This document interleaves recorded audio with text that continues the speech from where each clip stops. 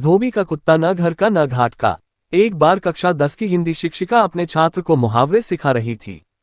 तभी कक्षा एक मुहावरे पर आ पहुंची। धोबी का कुत्ता न घर का न घाट का। इसका अर्थ किसी भी छात्र को समझ नहीं आ रहा था। इसीलिए अपने छात्र को और अच्छी तरह से समझाने के लिए शिक्षिका ने अपने छात्र को एक कहानी के रूप में उदाहरण देना उचित समझा।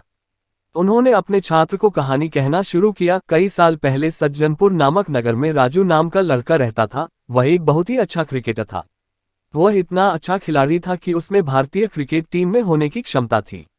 वह क्रिकेट तो खेलता पर उसे दूसरों के कामों में दखल अंदाजी करना बहुत पसंद था। उसका मन दृढ़ नहीं था, जो दूसरे लोग करते थे वह वही करता था। यह देखकर उसकी मां ने उसे समझाने की बहुत कोशिश की कि यह आदत उसे जीवन में कितनी भारी पड़ सकती है, पर वह नहीं समझा। समय बीतता गया और उसका अपने काम के बजाय दूसरों के काम में दखल अंदाजी करने की आदत ज्यादा हो गई। जब भी उससे क्रिकेट का अभ्यास होता था तभी उसके दूसरे दोस्तों को अलग खेलों का अभ्यास रहता था।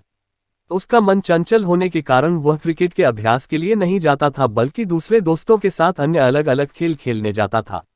उसकी यह आदत उसका आगे बहुत ही भारी पड़ी। कुछ ही दिनों के बाद नगर में ऐलान किया गया, नगर में सभी खेलों के लिए एक चयन होगा, जिसमें जो भी चुना जाएगा उसे भारत के राष्ट्रीय दल में खेलने को मिल सकता है।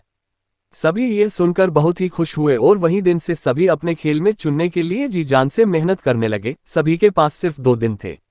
राजू ने भी अपना अभ्यास शुरू किया, पर पिछले कुछ दिनों से अपने खेल के अभ्यास में जाने की बजाय दूसरों के खेल के अभ्यास में जाने के कारण उसने अपने शानदार फॉर्म खो दिया था।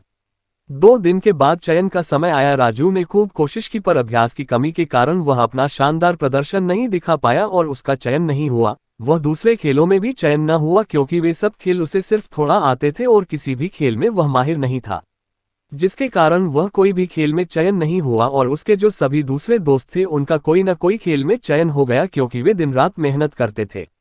अंत में राजू को अपने सिर पर हाथ रखकर बैठना पड़ा और वह धोबी के कुत्ते की तरह बन गया, जो न घर का होता है न घाट का। इसी तरह इस कहानी के माध्यम से सभी बच्चों को इस मुहावरे का मतलब पता चल गया।